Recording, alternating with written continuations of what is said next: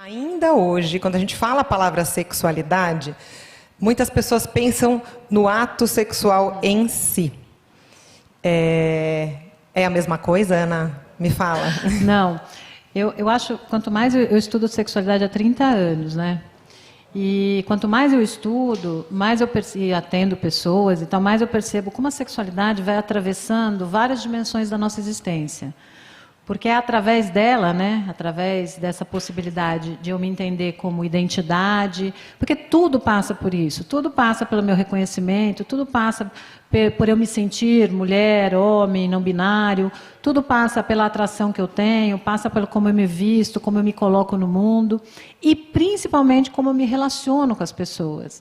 Né? Quando você vai para uma atividade sexual, tudo que você coloca ali é a sua autonomia, né? Nós estamos compartilhando essa autonomia com o outro, mas é a nossa autonomia que precisa prevalecer. Isso para as mulheres é também ainda muito difícil. Então, o que eu queria dizer é assim, que tudo a que você negocia com alguém numa atividade sexual, por exemplo, ou numa relação afetiva, passa por muitos aprendizados emocionais da vida, né? Você negociar, você ser assertivo, assertiva, você saber pedir, você ser generoso, generosa, demais ou não, amar ou não, né? Você se estabelecer como pessoa e como potência no mundo. Então, a sexualidade, ela é muito ampla. A genitalidade é um aspecto da sexualidade. É um aspecto, né? Que as pessoas não precisam exercitar a sexualidade genital para terem sexualidade. Todo mundo, né? Todo mundo nasce com essa pulsão. Inclusive, a própria psicanálise já postulava, né, que a pulsão sexual ela nos move para o mundo. É a pulsão do prazer, do desejo, do ser criativo. Eu gosto muito de usar uma expressão que eu, enfim, penso, que é o ser desejante no mundo. Né? Porque o ser desejante não tem relação com desejo sexual especificamente, mas é o ser desejante, é o desejar coisas de prazer, é o desejar. Né? Então, a sexualidade está o tempo todo envolvendo a nossa ação no mundo, a nossa ação criativa mesmo. Né? Porque é desse registro de prazer, de contato, de vontade de estar com o outro, que a gente vai construindo, né, uma identidade própria sobre o nosso exercício sexual. E mesmo, e quero só chamar a atenção, quando a gente fala da genitalidade, acho que também é importante desconstruir a ideia, agora estou falando do sexo genital mesmo, que todo sexo genital é o sexo que tem penetração. Também as pessoas ainda têm muito essa visão, quer dizer, o fato... Olha a palavra preliminar, as pessoas dizem assim, as preliminares. Para mim, sexo oral, beijo, abraço, para mim não é preliminar, isso é sexo. Isso é sexo. Quer dizer, a gente põe num lugar de preliminar, mas o quê? Se a gente põe no lugar de preliminar, a gente está dizendo que a penetração é o único espaço de exercício da genitalidade. E não é. Então, eu posso muito bem, né, ficar ali abraçada, beijar, passa a mão aqui, passa a mão ali, faz um sexo oral ou não, enfim, isto é sexo. Então, a gente precisa desconstruir duas coisas, né? Que sexualidade é um termo muito mais amplo e que o sexo genital precisa também ser desconstruído porque ele não pode estar baseado única e exclusivamente na penetração. A gente precisa desconstruir isso, até porque na maturidade, como nós também vamos, né, passar por alguns desafios, algumas mulheres mais, outros menos, alguns homens mais, outros menos, a própria penetração terá que ser ressignificada muitas vezes. E isso não é nem pior nem melhor. Isso é mais uma dimensão da nossa existência e do sexo genital nessa fase da vida. Isso aí. E a Isabel, conta pra gente, Isabel, para você.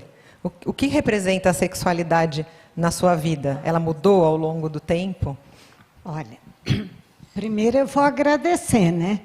Porque é verdade, né? Gente, estar aqui hoje num evento que busca e que vai alcançar essa dimensão proposta é o máximo, né? Nós estamos cortando a fita, hein, Ana? Ah, é? Você vê, Isabel? Ó, você vê, não é para todo mundo. Me sinto muito privilegiada. Quando a gente fala de sexualidade, a nossa geração, e eu vou falar muito a nossa geração, eu estou com 67 anos. Com certeza, quem vem atrás, minha filha, os 30, os 40, já vem com outra informação. Não é nem questão de formação, é de informação.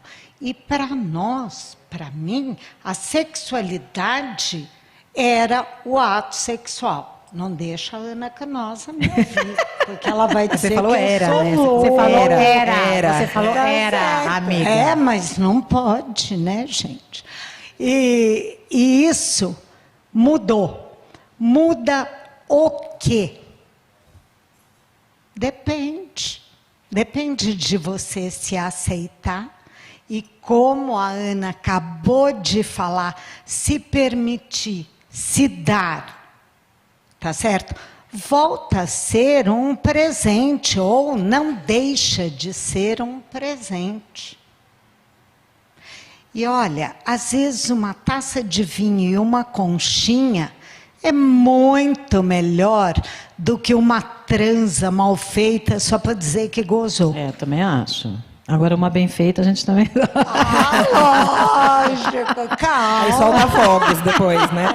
Mas a gente pode fazer as duas A coisas. gente pode. Tá certo. Ô, Isabel, me fala, ó, é assim, uma coisa que eu esqueci de avisar, que essa conversa nossa está passando ao vivo. Então, assim, Tem que né? tomar cuidado com o que fala, é isso?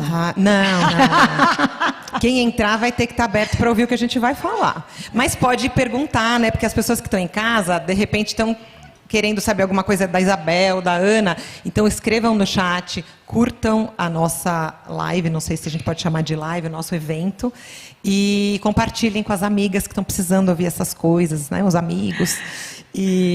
Então, comentem, tá? Você ia falar alguma coisa, né, Ana? Não, na verdade, eu me lembrei de uma paciente minha, sabe, Isabel? Porque eu acho que as mulheres, a gente tem que desconstruir essa divisão da figura feminina, né, em duas entidades, né? Ou é a Virgem Maria Santa da casa, bela, recatada do lar, ou é aquela nossa, é a devassa, etc, etc, né? Isso ficou muito forte para uma geração de mulheres e a gente vem desconstruindo isso. E eu recebi no consultório uma aluna da faculdade, quando eu dava aula para a faculdade da terceira idade, e foi muito interessante como isso ficou muito registrado, assim, na sessão, na metade da sessão.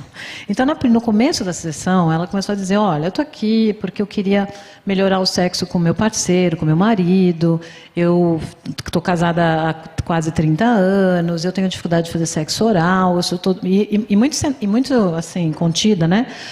Eu fui muito reprimida pelos meus pais, né? E aí eu reprimi os meus filhos. Ela falou, então, pra você ter uma ideia, ela me contando, pra você ter uma ideia, quando meus filhos, e filhos assim, gente, de 25 anos, né, vem com o namorado em casa, eu fico passando na sala, eu tenho muita dificuldade de me abrir, de me expressar na cama, então o sexo é muito assim. Gente, eu estava diante de uma mulher de uma geração, né, onde sexualidade, genital, aquela coisa, meia hora. E o meu marido, não sei o que, daí, depois da meia hora, ela virou e falou assim, mas com meu amante, eu faço tudo. Eu faço sexo anal, eu faço não sei o quê. Gente, juro por Deus, eu fiz assim, pera. E era muito interessante que ela, de fato, essa divisão que eu falei antes, que a gente fala muito teoricamente, estava ali concretizada na minha frente. Ela vivia uma experiência como bela, recatada e do lar, e ela vivia uma experiência do sexo mais, né, e esse sexo em que ela fazia todas as práticas sexuais com alguém que não era o parceiro dela, o parceiro de vida da família. Então, sabe aquela história que a gente ouve muito também dos homens, né? Que os homens também fizeram muito este movimento dessa geração. Então, a minha mulher é esse sexo básico aqui, e com mulheres com quem eu não tenho intimidade emocional, que eu não divido família, aí eu posso exercitar este sexo mais livre, esse sexo do prazer, em busca do prazer. E aí todo o nosso trabalho foi unir essas duas mulheres numa só, né? E que ela pudesse então fazer as escolhas dela. E eu acho que é um pouco isso que a gente propõe para as pessoas maduras dessa geração, que a gente possa trazer o sexo também como uma visão de prazer, né? E não só como uma visão do que tem que acontecer, etc, etc. Acho que isso é Exercer importante. a sexualidade, né, na sua forma mais ampla, né? Isabel, conte para nós. Gente, vocês precisam assistir o mini-doc, não sei se vocês todas já assistiram. Quem não assistiu, assista. É incrível, acende a luz, né? E ela tem um livro também, 32. Fala, Isabel. Fala você. Um homem para cada ano que passei com você. Eu fui casada e a história desse livro é a história da minha vida. Eu fui casada há 32 anos com o mesmo homem, com o meu primeiro homem. E descobri aos 32 anos de casada que nós não íamos nos aposentar e passear na praia de mãos dadas, os dois velhinhos. Eu descobri que ele tinha várias. Não era uma pessoa, eram várias. Vocês podem até pensar, mas depois de 32 anos, pois é, o difícil não são as mulheres que apareceram. O difícil é a falta de plano B, é o respeito, é você fazer planos para o futuro com aquele homem e ele te responder sabendo que ele tinha outras, que o sonho dele não era o meu. E aí, como eu já tinha perdido tudo que eu tinha, porque para mim eu não tinha plano B, eu só tinha ele, eu só tinha o casamento, eu ia destruir a família, eu destruí a família e me construí. Me dei 32 experiências sexuais. Uma para cada ano. Uma para cada ano que eu fui casada. Porque eu não sei quando começaram as aventuras dele. Eu não sei quanto tempo. E eu estava lá. Então, eu me dei. E foi o máximo. O máximo. Ô, Isabel, você achava que era bom antes, aí você disse, qual foi a diferença? Conta aí, então, depois do... A diferença tem muito a ver com a colocação da Ana. É aquilo da mulher é a santa, é a bela recatada e do lar, tá certo? É a Virgem Maria, e a gente vai envelhecendo, mas o homem, socialmente, ele vai ficando cada vez mais poderoso. A careca, a barriga, os óculos. Às vezes ele vai para a praia, bota aquela sunga e você fala, o que é isso? E a gente não tira a canga da cintura, porque você fala, ninguém vai ver minha bunda. Tá certo? Meus peitos estão caídos. Então, isso para mim foi tão libertador, porque a hora que eu falei, vou, e fui aos poucos, não tinha intenção, não, isso não foi projeto nem planejamento, foi no vai da valsa, foi no prazer. Isso. Tá certo? Eu achei que eram experiências tão boas que mereciam ser relatadas. E aí, eu fiz um relato lindo, todo na terceira pessoa. Ela foi, ela fez. Eu não podia ser aquela paciente da Ana. Eu podia fazer, mas não podia falar, gente. É isso que tolhe, né? Que fecha a boca da gente.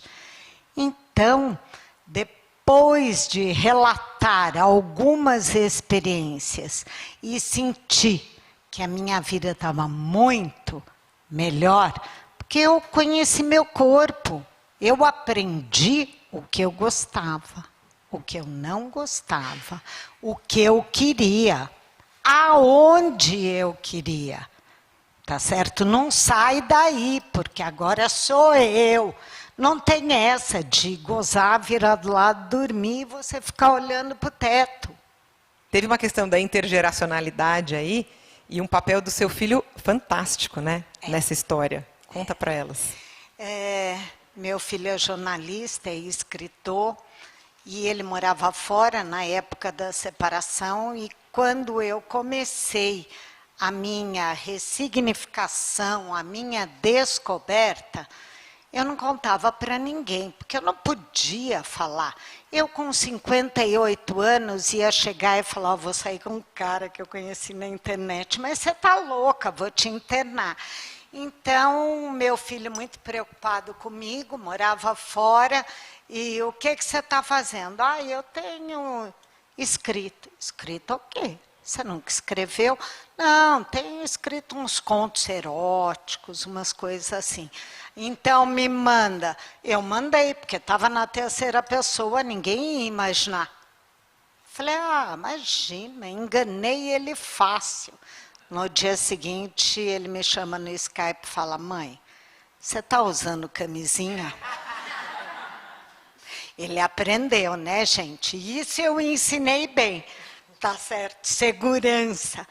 E aconteceu que ele começou a ler e falou, você vai botar tudo na primeira pessoa e nós vamos publicar um livro. Um livro? Ele falou, um livro. O mundo carece de boas histórias. E eu fiquei toda inchada, né? Porque é essa geração que a gente tem que botar no mundo. São vocês que têm que vir atrás e nós temos que incentivar. Muito bom, bom demais. O que a gente quer uma salva de palmas para ela, merece. Isabel, né? O que a gente quer saber é onde você conseguiu 32 homens. Onde estão esses homens? Qual é o caminho, Isabel? Olha, a internet tem muita coisa. Ajuda, a né? gente não pode ser reticente. Eu ia e tentava, deu certo, ótimo. Mas não tentar. Eu ia para os meus encontros, num café, num lugar público, com segurança, botava um casacão vermelho e falava para o cara, eu tô de verde. E o casacão vermelho passava, Tá vendo, gente? olhava. Às vezes eu falava, não vale a pena. Volta de casaco, vai embora para casa, pede uma pizza e tá ótimo. Porque tem isso, tem uma coisa de química. E olha, vou te contar uma coisa, mais da metade ainda somos amigos. Que ótimo, né? Isso é maravilhoso. Isso é fundamental. Mas eu acho que tem essa coisa dos aplicativos hoje em dia, né, que ajudam bastante, né? Aplicativos de relacionamento e tal, né? Acho que favorecem os encontros. Favorecem, mas precisa tomar muito cuidado com a segurança, né? Ultimamente a gente tem visto algumas coisas. Gente, não se deem na ingenuidade. Tá certo? Não façam negócio. Me emprestam dinheiro, uma milha, vão montar. Não. Eu quero outra coisa, que não envolva dinheiro. Ô, Isabel, o nome do documentário eu achei muito incrível, né? Acende a Luz, e tem quem assistir vai entender. Mas eu entendi também como você deu uma iluminada na sua vida, não foi? Tem uma relação com isso? Você se descobriu diferente? O que essas relações, essa mudança representaram para você, Isabel antes e Isabel depois? Olha, eu acho que, principalmente, de início, o fato de eu não ter um plano B, eu não tinha uma carreira, eu não tinha meios de sobrevivência. Mas você ficou com os imóveis. Gente, ninguém come cimento. Eu poderia prever minha vida em 1 ano ou em 50. Tá certo? E aí a minha preocupação era tão grande que, conforme a minha vida foi mudando, eu passei a me apegar, a gostar cada vez mais da minha vida, da minha liberdade, do prazer, da vontade, da sensação de envelhecência que eu tinha. Porque, para mim, o maduro, o velho, não importa. Você envelhece quando você para de fazer escolhas. E eu fiz a minha escolha. Então, quando me chamaram para fazer o documentário, eu falei, meu Deus, um documentário é sobre sexualidade. Eu falar de sexualidade, e eu achei o máximo, eu achei lindo. Eu falei, eu consegui ser eu na frente da câmera, sabe? Eu consegui mostrar que o meu prazer não se restringe a 4 paredes. Ele é meu aonde quer que eu vá. Não importa o que eu faça, e muito menos o que os outros pensem. Porque isso é muito doído. A gente vai ganhando na vida e vai baixando saia, subindo decote, aumentando o biquíni.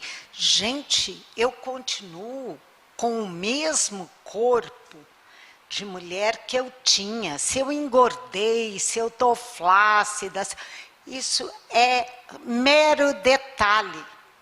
Mero detalhe.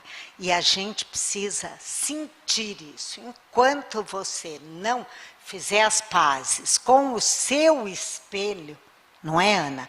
O interno, não adianta, o seu prazer vai ficar cada vez mais distante. Com certeza. Ana, você deve ter várias histórias parecidas, né, na sua prática clínica.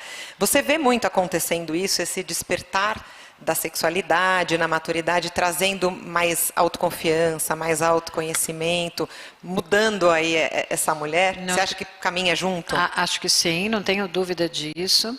Mas para quem está disponível, né? Porque também eu acho que é uma jornada que a gente escolhe fazer. Eu penso que a menopausa, eu sempre digo assim que a menopausa é uma falha do projeto, né? Achei que o projeto falhou.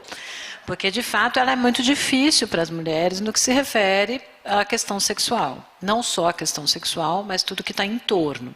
Principalmente se você vive numa sociedade, numa cultura que coloca a sexualidade, o exercício da sexualidade saudável e bonito e estético e erótico na figura das pessoas jovens, né? Mais especificamente da mulher jovem. Nós tivemos, durante todo, vamos dizer, o século XX, isso foi muito presente, né? Muito presente, as mulheres jovens, que eram as representantes do erótico e do belo, do estético. Então, você desconstruir isso é uma jornada difícil. E a menopausa ela é um marco, né? Porque você começa a ter uma diminuição hormonal importante e a gente vai ter, ou pelo menos 50% das mulheres vão apresentar sintomas e muitos deles ligados à resposta sexual. Além do que tem a coisa da pele, tem a coisa, né, do corpo, a gente engorda, etc, etc. Então, aí é uma questão de você decidir para que caminho tu quer correr, né? Se eu quero passar por isso da melhor forma, encontrar, né, a minha qualidade de vida, o meu bem-estar, ir atrás de medicina estética, de questões da sexualidade, para você poder se descobrir, né, e poder viver com menos pressão mesmo, né? Eu, na pandemia, eu estou com 54, estou no processo da menopausa agora, não gosto dele. Eu assumo, porque também eu não gosto de romantizar a menopausa. Tipo, não, detesto, gente. Dizer que eu gosto, detesto. Mas ok, faz parte da vida, vamos aí, né? Aí é uma escolha maneira como eu vou passar por isso, tá tudo bem. E aí, durante a pandemia, eu tenho cabelo muito fininho, tenho pouco cabelo. Começou meu cabelo branco a crescer, a crescer, a crescer. E aí eu falei, bom, estou na pandemia, vou deixar. E percebi que meu cabelo parou de cair. Eu caía muito, e eu já tenho pouco cabelo. Eu falei, quer saber, meu? Acabou a pintura. E não é dizer que todo mundo tem que passar por isso, mas este foi um símbolo para mim. Para outras mulheres, há outros símbolos, né? Quer dizer, o meu símbolo foi muito esse, assim, cabelo branco. O segundo símbolo foi usar sapato baixo. Né? Hoje estou com um saltinho, mas ontem mesmo eu fui para a televisão de chinelo. Não, mas você vai ficar de chinelinho bonitinho, né, gente? Mais um chinelinho, né? E agora é isso, gente. Eu não consigo mais andar de salto alto. Então, você vai construindo essas questões, sabe? E você vai enfrentando essa jornada. As mulheres que topam fazer essa jornada se descobrem. né? Inclusive, eu já atendi muitas mulheres que se divorciaram aos 50 anos, é o tal do divórcio grisalho, né? Que as pessoas olham para casa e falam assim, meu, filho já foi, né? Aí você fala, eu e você e eu aqui, e aí, vai rolar? Não, não vai rolar, tchau. Né? Quer dizer, esse casamento já não me satisfaz. E que vão experimentar assim, a alegria da própria liberdade, que vão se lançar em coisas muito autônomas, em estar com as amigas, com os amigos, conhecer gente, estudar. E a sexualidade ela vai no mesmo caminho, porque ela é parte da sua vida, né? Então eu acho que existem muitas mulheres que se descobrem nesse sentido e têm experiências sexuais interessantes, enfim, casais que abrem relacionamento depois dos 50 anos, porque encontram nessa abertura um jeito desse casal funcionar sexualmente, né? Sem precisar se separar, porque se amam. Porque é muito interessante, é um marco, né, gente? A gente, quando tem 50, você está com os pais envelhecendo. Então, a morte, ela vai ficando muito perto da gente, né? E você faz aquela revisão, assim, e aí, o que vai fazer? Mas também encontro mulheres muito sofridas, que não topam embarcar nessa jornada, porque também tem transtornos de depressão.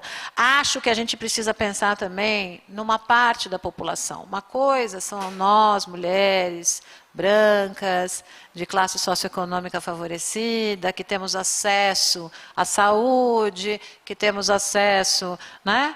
E as outras mulheres, né, que trabalham duramente, pegam 3 ônibus, que não têm acesso, né, à medicina estética, que não têm acesso. Essas mulheres me emocionam muito, porque talvez essas mulheres não consigam fazer essa jornada de uma maneira como nós estamos fazendo. Sim, muito. Né? Então, acho que quando a gente fala de quais mulheres estão fazendo essa jornada, ainda fica muito claro para mim que são as mulheres que fazem parte do grupo privilegiado, que estão fazendo mais essa jornada do que outras mulheres, infelizmente. Sim, e assim, esse foi um dos motivos, né? A gente pensa nesse universo para levar informações. Aqui a gente tem um grupo seleto, porque a gente quis abrir o universo, lançar, mas a ideia é essa, né? A minha tese de doutorado, várias mulheres lá da Universidade Aberta da Maturidade, eu fiz um trabalho com 3 grupos de mulheres, a média de idade mais ou menos 65 anos, e eu fazia encontros de ginástica feminina com elas, que é um método que eu trabalho já há muito tempo. E olha que coisa, um dos grupos, e eu dividi, eu fiz com as mulheres lá da Universidade Aberta, que são um grupo de nível socioeconômico privilegiado, e eu fui também para periferia. Falei, será que tem diferença, né, em como elas respondem, como elas conhecem o corpo? Um grupo, 100% das mulheres não sabia o que era assoalho pélvico. Já transaram, já tiveram filho, já engravidaram, e elas não sabiam o que era. Não sabiam que elas tinham 3 orifícios na região pélvica. E, em média, 60% de todos os grupos não sabiam o que era o assoalho pélvico. E eu fiz 5 encontros com elas, eram rodas de conversa acompanhados de exercício, né? Então, cada dia eu ia ensinando uma coisinha, a gente ia conversando. Então, o primeiro momento foi esse, de o que é, para que serve, onde está, vamos experimentar como é que isso funciona. No segundo momento, a gente trabalhava a respiração, a postura, e chegava no 4º encontro, eram 5, que entrava o tema da sexualidade. E aí foi maravilhoso, porque assim elas já tinham um pouco de vínculo comigo, de intimidade, e elas trouxeram muitas coisas, né? E foi o nome da minha tese era Ressignificando Perdas, porque a gente entende o envelhecimento como um momento de perda. E a gente tem que ressignificar isso, que é isso que vocês falaram, né? E elas trouxeram tantas coisas incríveis, elas despertaram tanto, fazendo 5 encontros, falando do corpo, cada um, e o grupo que é forte, né? Uma mulher falando com a outra, aquela coisa do grupo, da comunidade das mulheres, que é o que a gente quer aqui, é muito forte. Essas mulheres, muitas delas, as meninas estão aqui lá do NCI, elas são do núcleo de convivência de idosos. E a gente faz exercícios pélvicos até hoje. Então, assim, essa descoberta ela é muito importante e ela é muito potente para as mulheres. Todas as mulheres deveriam ter essa oportunidade desse aprendizado. E é simples, não é uma coisa cara. Em qualquer lugar que a gente vá, que a gente tenha um profissional que esteja aberto e que tenha essa habilidade, a gente pode levar, né? E esse papo maravilhoso com vocês é um pouco para isso. A gente falou, vamos começar, vamos lançar esse universo com um tema tabu, rodeado de preconceitos, e trazer histórias que mobilizem as mulheres, né? Teve uma aluna, quando eu levava os sex toys, assim, não eram nem esses sex toys de hoje, eram coisas muito mais antigas, né? De pilha, a gente usava pilha, né? A galera sabe, pilha. Duro, né? E aí e é duro pra caramba. E aí uma delas falou assim, eu não vou comprar isso aqui, imagina a hora que eu morrer, meu filho vai encontrar isso no armário, que horror. Então essa fantasia, né, do julgamento, do que o filho, né, e um comportamento muito diferente do seu filho, por exemplo. E teve uma outra cena que me marcou muito, mas que foi muito bonita, que foi durante um processo de aulas, né, que eu estava, uma das alunas fazia 50 anos de casada com o parceiro dela, ela contou isso pra gente, e ela falou que a filha, de novo, aqui os filhos, então estou querendo fazer também um pouco o reforço de como a gente, como filhos, né, como os filhos às vezes têm dificuldade, né, de entender a sexualidade dos pais, né, porque também é muito cômodo ter só o pai ali para cuidar dos próprios filhos, dos netinhos, né, é cômodo eu não deixar a minha mãe e meu pai viver.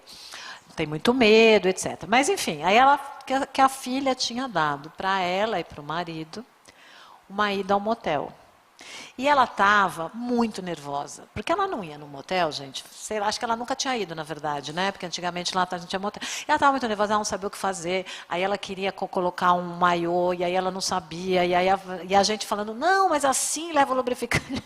Foi muito bonitinho. E aí ela depois, na semana seguinte, ela veio contar que foi ao motel.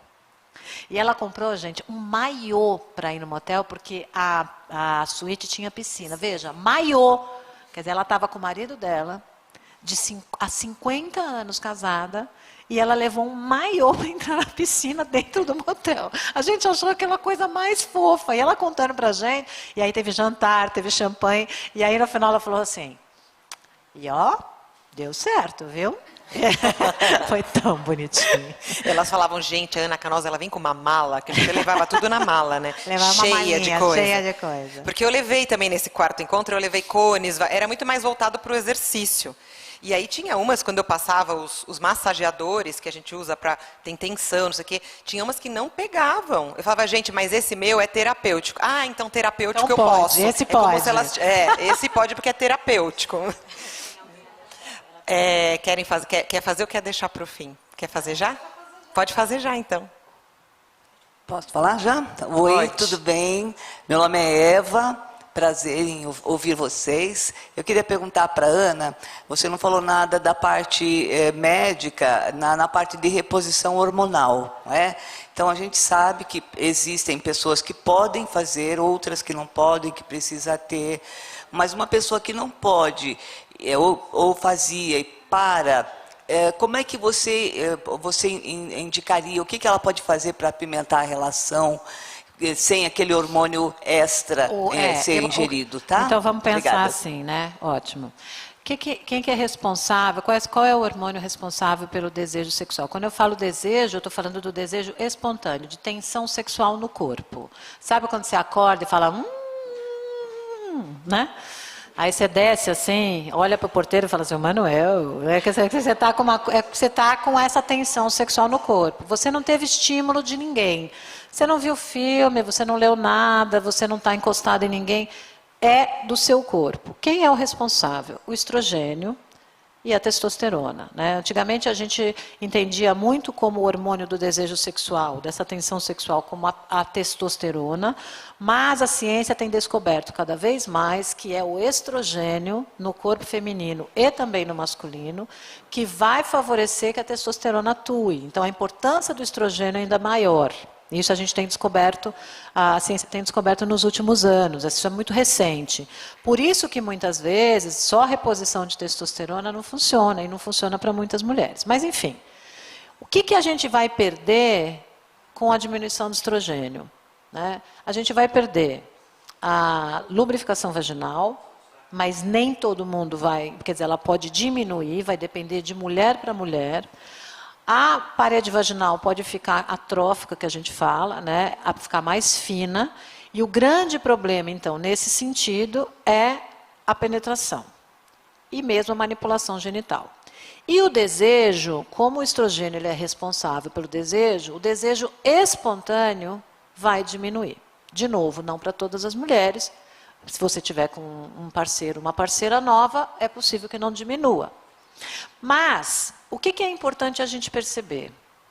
O desejo, vamos pensar assim, eu recebo em consultório mulheres de 30 anos sem desejo sexual, de 35, de 28, e elas estão com as dosagens hormonais completamente ok.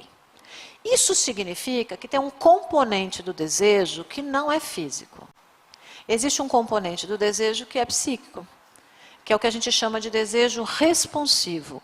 É o desejo que vai responder a estímulos. Muitas mulheres, ao longo de toda a vida, se entendiam mulheres com baixa libido, porque esta diferença não era explícita, ninguém falava sobre isso. Você achava que você tinha que ter vontade de transar e você não tinha nenhuma, e você fala, gente, eu sou uma mulher que não sou frígida. Mas não é isso, é porque nós entendemos hoje a resposta sexual feminina muito a partir do desejo responsivo. O que é o desejo responsivo? Você não está afim de transar, você não está pensando nisso de jeito, você está pensando em qualquer coisa, supermercado, na roupa que você vai, na festa que você vai, no encontro que você vai, nos filhos, qualquer coisa, menos sexo, você não está pensando nisso. Tá bom. Aí, você tem, vamos dizer, se você tem uma parceria, essa parceria vem querer chamar o seu desejo. Vamos transar. Se você tiver como prioridade o prazer sexual, se você valoriza a atividade sexual para o seu corpo, porque é gostoso e você vai ter prazer, você se disponibiliza a transar. Você fala assim, eu estou com preguiça, mas é tão bom. Não é porque ele quer, é tão bom. Aí você se disponibiliza. E você só vai fazer isso se o sexo for de qualidade. Então, o que acontece? Como é que a gente segura a peteca pós-menopausa sem reposição hormonal? Da mesma maneira que as mulheres que são responsivas fazem a vida toda. É criando estímulos sexuais e se disponibilizando ao seu desejo responsivo acontecer. O desejo responsivo ele acontece a partir da excitação e não do desejo, né? Porque a gente tem essa resposta, desejo, excitação, orgasmo e resolução. Se a gente esperar o desejo aparecer, ai, que vontade de transar, se não tiver uma parceria nova, sem reposição hormonal e sem uma vida, um momento de vida que você está muito, né, desejante, porque eu acho que isso também vai mobilizando, a chance de você ter vontade espontânea de transar é mais baixa, hormonalmente falando. Então, o que a gente vai fazer? A gente vai se disponibilizar a partir da excitação. Então, porque eu gosto de sexo, eu vou usar um lubrificante para ajudar na manipulação. Eu vou usar um vibrador para ajudar na resposta sexual. Por quê? Porque o orgasmo tende a ficar mais lento e dá ódio. Eu tenho ódio disso. Duas coisas que eu tenho ódio. Completamente, eu tenho ódio. O orgasmo demora mais a acontecer e as áreas genitais que antes eram extremamente excitáveis, então mamilo, não sei mais o que, parece que dá uma desligadinha, tem dia que dá uma desligada, ela não fica tão sensível como era antes. Ação do hormônio. Me dá ódio. Ou seja, a resposta sexual fica mais lenta. Mas isso não significa que ela não vai acontecer. Então, a gente vai começar a adaptar isso. Então, eu vou alimentar minha cabeça com sexo. Eu vou ver série que tenha coisa de sexo. Eu vou ler livro de sexo. Qualquer oportunidade para fazer sexo. Eu lancei uma hashtag que é por que não? Então, se a parceria vem, eu já fico assim, né? E começa assim, porque eu estou cansada. Gente, quanto tempo para transar? Tem dia que você transa em 1 hora, você fica ali, aquela coisa gostosa, fica alisando, conversa, beija. Mas tem dia, gente, que é 10 minutos. E tudo bem. Então, por que não? Então, assim, estou cansada. Não, por que não? Eu não posso perder essa oportunidade, vamos embora. Então, é muito isso. Como é que é seu nome? Eva, desculpa, você tinha falado. A menopausa também, né, já não está funcionando bem a memória a curto prazo. Então, Eva, o que eu sugiro é ativar o desejo responsivo, ou seja, se disponibilizar para fazer sexo. Manter a roda girando. Nos Estados Unidos, para vocês terem uma ideia, o uso de vibradores, de sex toys, é indicado pelos médicos hoje em dia para mulheres na menopausa e pós-menopausa.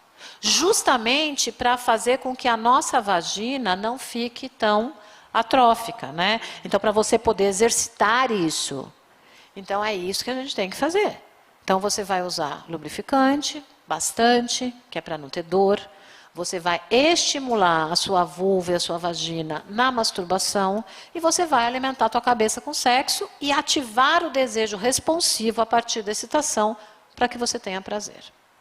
Legal, obrigada. Eu só queria complementar com uma experiência que eu acho interessante também compartilhar, né?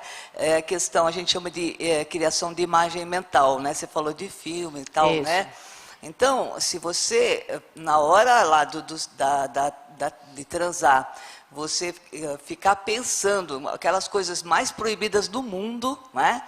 E historinha, criar uma historinha mesmo, isso daí dá Funciona ajuda pra caramba. muito bem. Você sabe que uma vez Obrigada. teve uma pesquisa que eu li, faz muito tempo, é muito antiga, na revista VIP, que eu escrevia na VIP antigamente, e eles diziam o seguinte, eles fizeram uma pesquisa com mulheres e perguntavam se as mulheres pensavam nos seus parceiros ou em outros parceiros.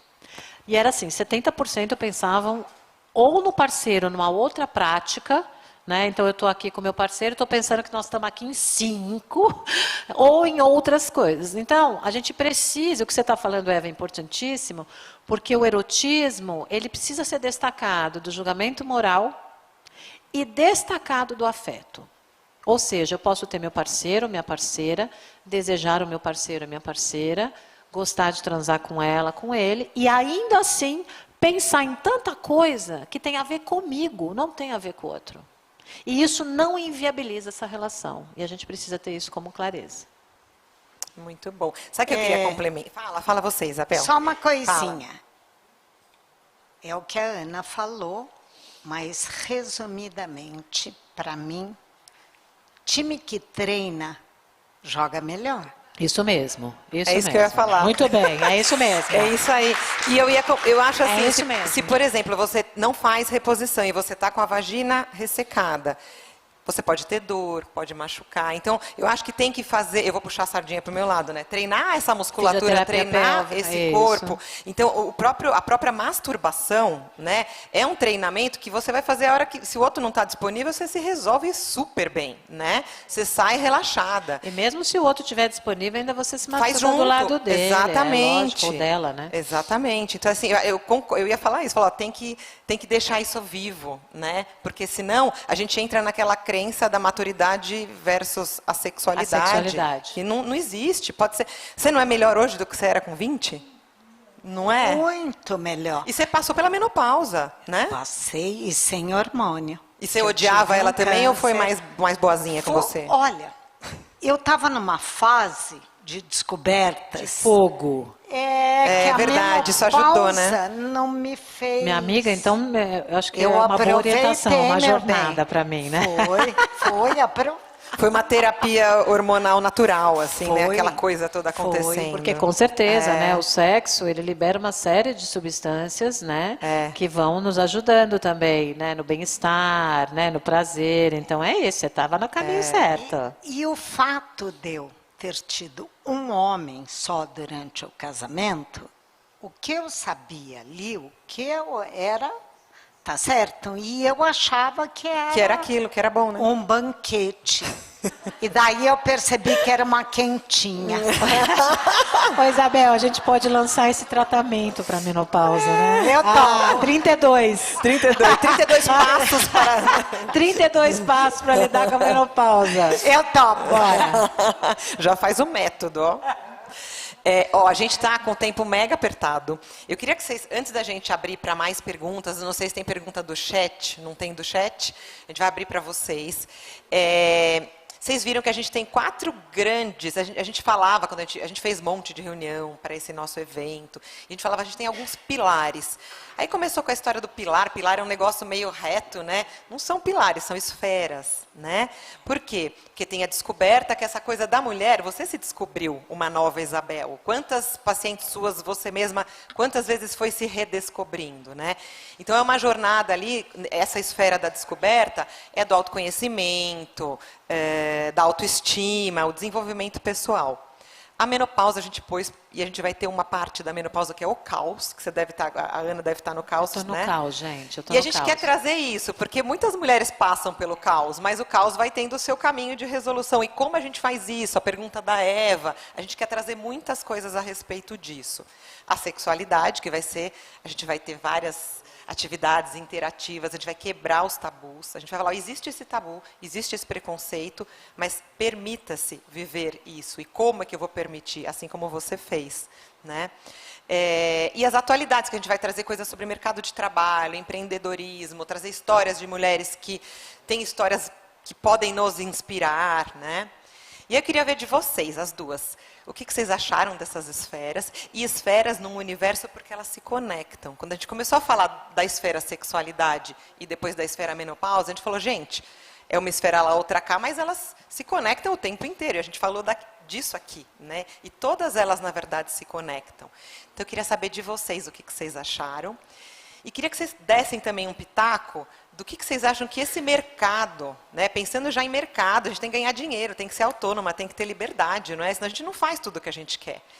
O que esse mercado tem que a gente precisa falar, que a gente precisa trazer? Vocês que são antenadas aí na questão da mulher mais velha. É um mercado promissor? O que a gente pode explorar? Então, essas duas visões. E depois o pessoal vai perguntar, tá? Começa pela mais nova. Então, vai. Tá certo. É assim, eu acho que o mercado, as esferas eu achei perfeitas, porque não só elas giram, como você consegue uni-las, né? Com relação ao mercado, eu acho muito difícil que ainda tenha um preconceito muito grande. Vou contar uma experiência. Eu fui selecionada para fazer parte de um treinamento de influencers para uma grande marca de beleza. E aí eram 3.000 inscritas, selecionaram 200, eu apareci lá, fiquei super feliz, me dediquei, e aí das 200 escolheram 10. Das 10, entre 30 e 45 anos. As 10. Então, só que na hora de divulgar o resultado, botaram a velha de 65. Então, foi uma coisa que na época me chocou, porque eu falei, não é pelo fato de ser escolhida, porque ninguém estava ganhando nada ali, tá certo? O que as 10 estão recebendo, eu também, só que dificilmente algumas marcas ainda querem se associar à velhice. Tá certo? Elas querem se associar a uma Cláudia Raia, que tem 55 anos. Pois é, mas elas não querem uma mulher que tenha as marcas, as rugas. Até porque, gente, vamos combinar, um creme anti-rugas, para mim, agora, não vai fazer diferença. O foco tem que ser outro.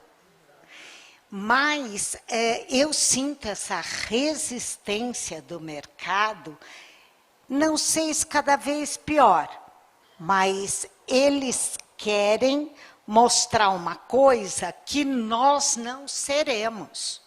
Não adianta. Ou quem vende, quem planeja, quem faz ações de marketing, enxerga nós, do jeito que nós somos, como nós estamos, não adianta botar 10 bonitas. Não é essa a realidade. Então, quando você me pergunta, eu acho que tem uma infinidade de oportunidades, mas me pega ainda no fígado essa coisa do fazer de conta, vamos maquiar.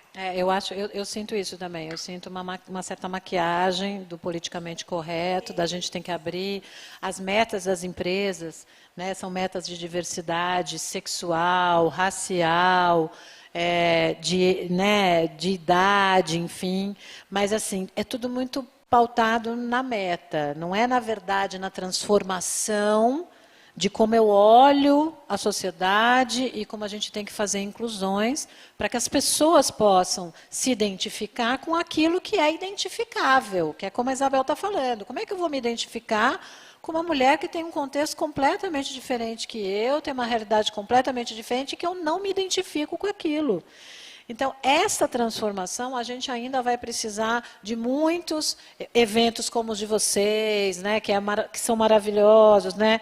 Tem a nossa colega aqui também, que tem um Instagram super forte também, que fala sobre a questão das mulheres com 50 a mais. Assim, tem várias pessoas. Eu acho que é interessante como na internet a gente começa a observar esse movimento fortemente, mas ele é muito autônomo, né? Falta o apoio das marcas, falta a sociedade comprar isso, porque a gente tem horror a envelhecer. A sociedade não quer falar sobre envelhecimento. Tem horror. Nós, no Brasil, nós temos horror a falar sobre a morte.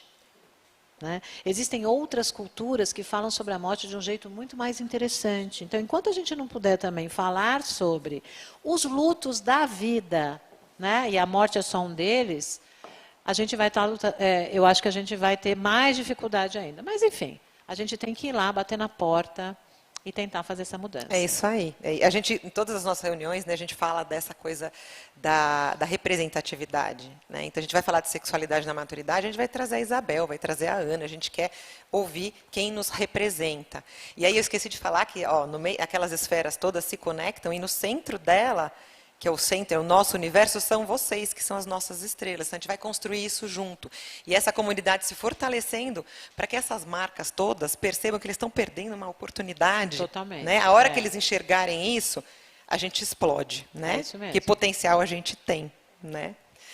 Tem uma perguntinha que a Marisa Toledo, de Abreu, ela pergunta quais foram os critérios para você definir seus melhores relacionamentos, Isabel.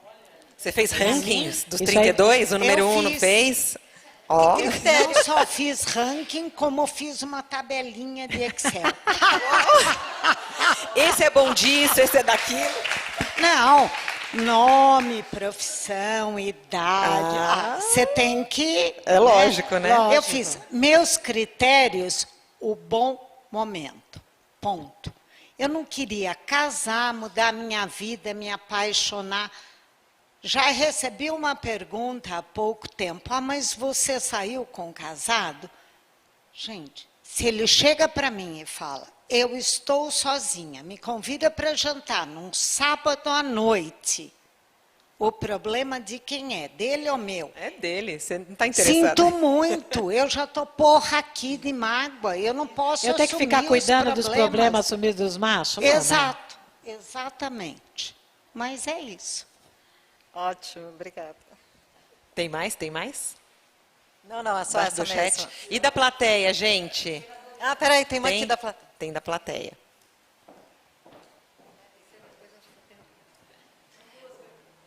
Isabel, boa tarde. Olá. Um prazer imenso conhecê-la pessoalmente. Eu lembro da sua história quando, num primeiro momento, ela foi divulgada, mas infelizmente ainda não li seu livro, mas vou ler. Tem para vender, viu? Então, estou na fila. E uma coisa que me ficou, né, ao poder te encontrar pessoalmente e entender um pouco mais disso, é assim, como você está hoje, depois dos 32, depois de toda essa transformação, né, que foi feita a partir de uma grande decepção, mas que te mostrou um mundo novo, te transformou numa mulher nova, que continua linda, que continua viva, cheia de luz aqui para todas nós, né? Então, eu gostaria de saber, em termos de relacionamento, como é que você está lidando hoje, se você hoje está sozinha e muito feliz, se você tem um relacionamento, porque eu queria entender o fim da história, assim, daquela história, né? Porque ela continua de muitas outras maneiras aí com você. Muito obrigada. Aquela história, os 32, para mim, a hora que acabou, eu falei, bom, para mim, acabou. A meta está cumprido, paguei todas as prestações do carnê das Casas Bahia, tá certo? Mas, depois, eu namorei, quase não casei, porque nós iríamos ficar, mas acabou não dando certo, daí veio a pandemia. Você falou, se eu estou sozinha, eu nunca estou sozinha. Eu descobri que minha companhia é ótima. Eu adoro, então, eu enxergo assim, a solidão, tá certo? Para mim, hoje é um prazer. Então, tenho alguns amigos, de vez em quando vou para a internet, me viro bem sozinha, tá certo? Tenho uma mala de brinquedinhos, que nem a Ana falou, e estou aí, estou na pista. Muito obrigada, Aberta, né? Aberta, né? Se aparecer, coisa Sempre. boa. Não, mas tem que ser para somar, gente. Não pode ser para diminuir. Oi, sou Silvana Coelho, vai ser também para Isabel, sem desmerecer as meninas aí, mas é porque ao longo de muitos anos eu sempre trabalhei com 65 mais. E a sua história tem algo muito impactante, que era uma pergunta que essas pessoas ao longo desse tempo sempre me fizeram. Para sua sorte, seu filho te impulsionou a falar na primeira pessoa, mas a grande maioria não assume a sua vida sexual, a sua sexualidade depois de um casamento, por conta de achar que, primeiro, que não é mulher, e segundo, que tem que dar essa satisfação aos filhos. Aproveitando que esse é um evento híbrido, eu gostaria de passar essa pergunta para você, mas principalmente porque eu acredito que tenha muitas pessoas que querem saber como essas mães, essas mulheres acima de tudo, podem fazer essa virada de chave, tal qual você fez. Lógico que seu filho contribuiu, mas para falar na primeira pessoa. Conta para a gente. Olha, eu acho que o principal nisso tudo, para mim, foi o autoconhecimento. Eu fui me enxergar, fui me aceitar, fui perceber que eu não era aquela porcaria que eu ouvia no passado, que eu não precisava de bengala nenhuma para me sustentar. Então, a minha virada foi lenta, óbvio. Eu sofri muito na separação, muito. Só que eu tinha 2 caminhos. Ou eu enfrentava a minha vida e recomeçava, ou eu fazia um birote, ia assistir novela e fazer crochê o resto da vida. Não é possível. Se a nossa perspectiva de vida é 90 anos, 88, gente, eu ia dar 30 anos da minha vida para quem? Para ele. Eu tomei para mim. Então, não tem uma fórmula, não tem uma regra. Mas faça acontecer. Você não precisa ter 32 homens. Você pode ler 32 livros e correr 32 maratonas. Sabe? Participe, se abra para conhecer pessoas. Não se amargue. Porque o problema faz a gente se amargar, reclamar. Eu tive uma época que eu não me aguentava. Eu falava, gente, eu só reclamo. Alguma coisa tem que mudar. Não consegue nada? Sai para andar, anda 1, 2, 3, 10 quilômetros num dia. Mas vá descobrir algo que te deixe feliz. Sabe? E eu acho também, só colaborando, que a questão relacional ela é muito importante. Eu digo que nós somos viciados no outro, todos nós. Porque a gente se configura como pessoa a partir do outro. É a mãe ou o pai ou quem está cuidando da gente que diz, ai, como você é bonitinho, olha a sua mãozinha. Então a gente é meio viciado nesse olhar do outro, né? E isso tem um limite difícil. Porque eu não posso depender do olhar do outro, mas eu posso me favorecer do olhar do outro. Né? O outro que gosta de mim, o outro que me respeita, o outro que me admira.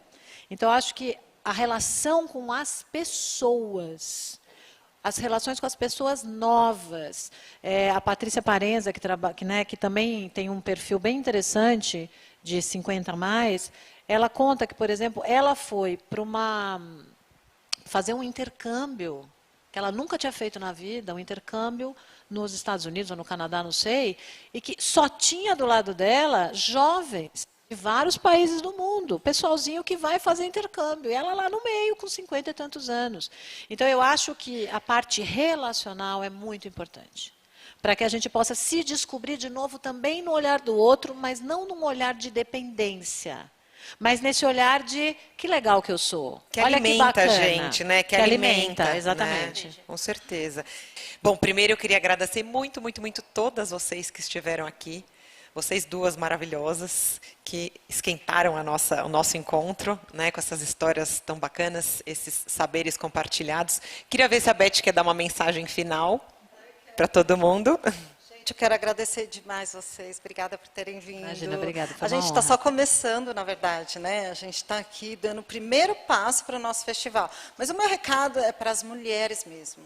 Eu acho que a gente tem que assumir o papel de que somos nós que temos que fazer. Então, somos nós. Seja você que trabalha dentro de uma empresa, seja você que tem uma microempresa, ou que você é uma grande empresária, a gente está vendo um mar de oportunidade para resolver os nossos próprios problemas. Será que a gente não pode sonhar e a gente ir atrás e tentar juntas resolver isso? Empreender nessa questão?